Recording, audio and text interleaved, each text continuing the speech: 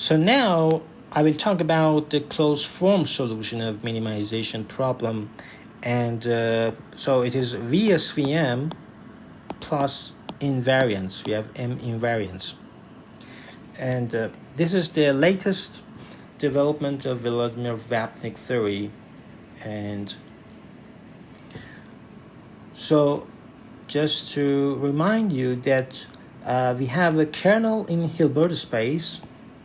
We have this kernel, and we consider, if we just give a function in Hilbert space to this operator, we will have another function in this Hilbert space.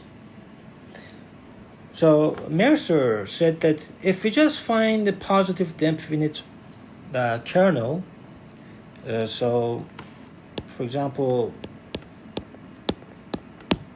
this is positive definite. If it is positive definite, then you can write such a representation of some eigenfunctions.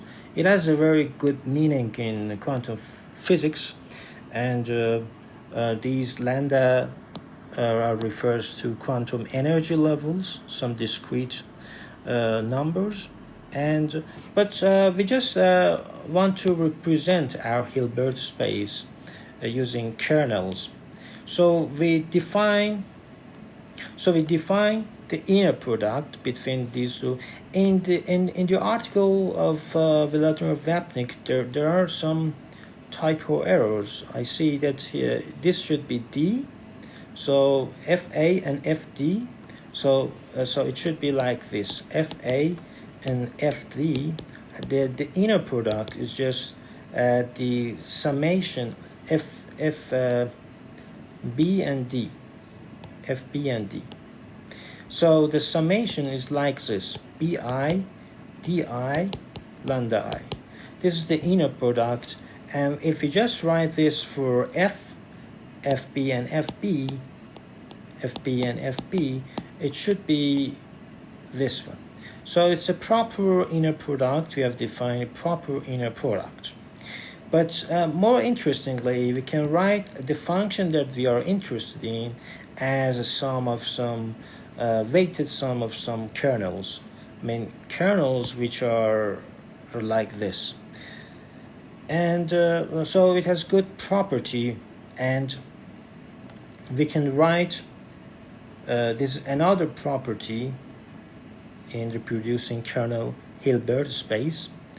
And you can sum some of them. You can even the product of two kernels, this kernel product of them is kernel as well. And you can write K as a product of some kernels. You can normalize it, and then it's kernel again. So it's a very good properties. So basic solution of inference problem. So we can have such a solution, and size inside that Hilbert space. So we showed that we can represent it like this, and we have a norm, proper norm here. And if we just substitute that in our risk function and defining some functions, some operators, such as some matrix, such as K, V, and vector A, then you can write the risk function something like this. Because Vladimir Vapnik is interested in explicit solutions. He doesn't care about neural networks because they have many problems. But what if you just write a simple explicit solution? So even you don't need quadratic programming using a computer, then that should be very fast. So we represent the complexity of F as a multiplication of A and K. So in any maximization problem, you just need to solve these differentiations, and from the first one you get this, from the first one you get that. But you can decompose that as a sum of this and this. The first one is AB, the other one is AC. And if you use the other form, if you use this one, then you can solve C as well. So you have A and C. You have A and C, and that's it. Your probability density function is approximately, so because we knew that f of x is equal to probability of y is equal to 1 given x. So everything is complete.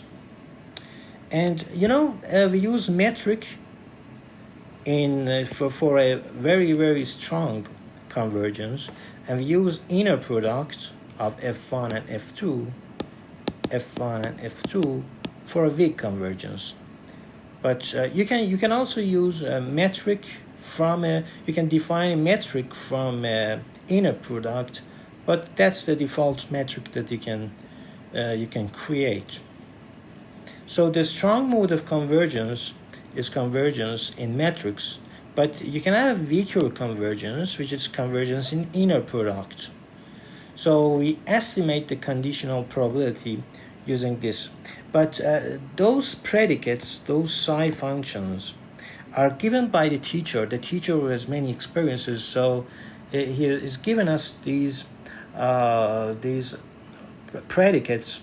So our optimization problem will be much faster. So we approximate it empirically, and we will have this representation. But we say if the difference between this term and this term is very small, then we don't need to add any more predicates. So that's it. We have m predicates, and that's enough. That represents our solution. But if tau is greater than delta, then you can add. For example, this is the m plus 1th predicates, and so on. So this is the invariance that I always talk about.